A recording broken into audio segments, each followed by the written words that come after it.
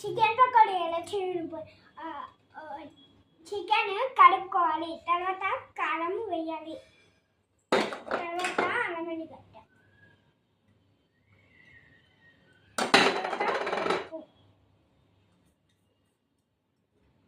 తర్వాత ఇది chicken masala, corn flour వేయాలి, తర్వాత ధనియాల పొడి, తర్వాత కొత్తిమీర, ఇంకా కరివేపాకు, తర్వాత పసుపు,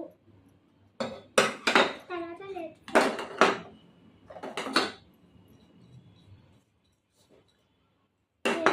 తర్వాత ఫుడ్ కలర్ ఫుడ్ వేయాలి, తర్వాత కలపాలి గట్టి గట్టి, తర్వాత గంట సేపు ఫ్రిడ్జ్లో పెట్టాలి.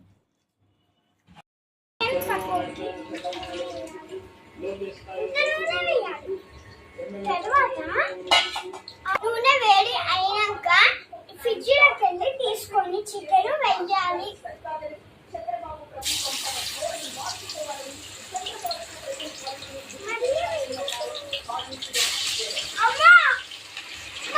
చికెన్ ముక్కలు వేయాలి.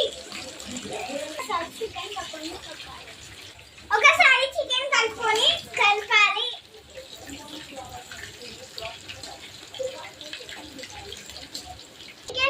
చికెన్ పకోడీని ప్లేట్లో వేసుకోవాలి. మళ్ళీ చెంచా పక్కన పెట్టాలి. పెట్టినాక